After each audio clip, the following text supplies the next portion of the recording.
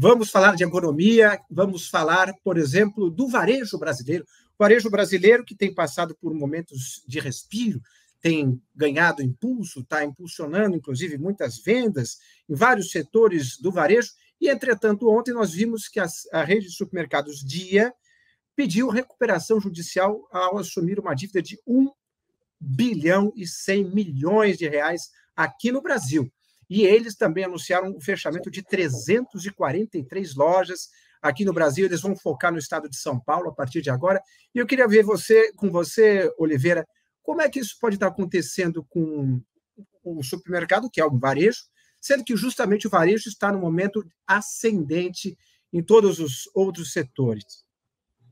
Então, a gente teve um momento na economia, né, aquele momento da pandemia, etc., e tal, que as coisas ficaram muito complicadas para muita gente. Supermercados sofreram menos, mas também sofreram porque houve queda de renda da população, desemprego, etc., e tal, e mesmo com o auxílio todo que o governo tentou dar, isso tudo fica um pouco complicado e acaba prejudicando aí o balanço de algumas empresas, a saúde financeira de algumas empresas. No caso do Dia, tem essa dívida elevada, né? E aí o que acontece? Nesses momentos, você eleva a dívida para você empurrar o problema lá para frente, para ver se com a retomada você consegue reativar, né? O Dia é uma cadeia de supermercados de atacarejo, né? Como a gente gosta de chamar, quase um atacarejo, vai. Mas é espanhola, tem unidades aqui no Brasil, tem unidades fora do Brasil, está fechando basicamente essa operação no Brasil, fora do estado de São Paulo, são 343 estabelecimentos que vão ser fechados, mas dentro do estado de São Paulo ainda são 240 estabelecimentos. Obviamente, isso afeta aí o número de desemprego, é muito fechamento de uma vez, tem um impacto econômico e mostra aquilo que eu acho que eu cheguei a falar isso aqui no meio-dia já em alguma outra oportunidade, mas é um delay, né, um atraso até que a empresa ou o empresário, dependendo do tamanho, consiga notar que ela não tem mais fôlego para continuar tocando o serviço. É claro que quando você fala de média, pequena, microempresa, isso aí é levado até o limite, porque é o ganha-pão da pessoa, então ela vai brigar pela sobrevivência daquela empresa a maior parte do tempo possível. Então, a gente ainda está sofrendo aí um rescaldo da época da pandemia, apesar de, em janeiro agora, né, semana passada, se não me falha a memória, saíram os números do varejo para janeiro, e aí foi uma surpresa positiva, o varejo subindo excepcionalmente 2,5% no mês de janeiro, que esperava-se uma nova queda no varejo, que já mostra algumas medidas que foram tomadas pelo governo fazendo efeito, né? Por exemplo, aliás, isso depois a gente vai acabar falando um pouquinho mais lá na frente quando falar sobre a Cruzoé, mas no varejo, por exemplo, o Lula tem o que mostrar o pagamento de precatórios, que está injetando aí 90 bilhões de reais no bolso dos brasileiros, ajuda a impulsionar um pouco mais o varejo. Mas o varejo, ele tem muita dívida, principalmente nas empresas de bolsa, ali, quando a gente fala Magazine Luiza, Casas Bahia,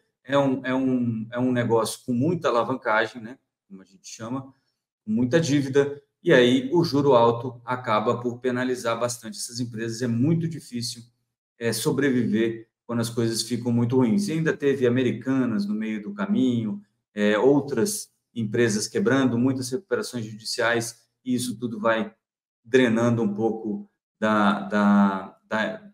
do humor na economia, né? Drenando um pouco da facilidade de obtenção de crédito, e aí você tem mais juros para pagar, essas coisas ficam cada vez mais complicadas. A gente está saindo desse buraco, é verdade, mas é provável que a gente ainda vá ver novos pedidos de recuperação judicial de cadeias grandes e de empresas pequenas também.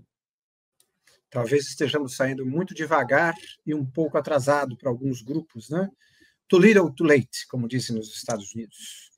E, entretanto, aqui, falando de Brasil, ainda sobre o governo federal, ainda não, agora já sobre o governo federal, tivemos o relatório bimestral do orçamento do governo. Como é que eles veio, como foi esse relatório, números alvissareiros ou nem tanto? Não, aí é aquilo, né? O que acontece? Essa primeira avaliação bimestral, o Haddad ficou com a nota abaixo da média, mas ele é tão mau aluno que o pai dele está comemorando, porque era para ficar tão ruim e não veio tão ruim, né? Teve um bloqueio aí de 2,9 bilhões de reais, que era o esperado, muito em função do limite de despesas, porque o limite de despesas estabelecido pelo arcabouço fiscal novo não é o teto de gastos.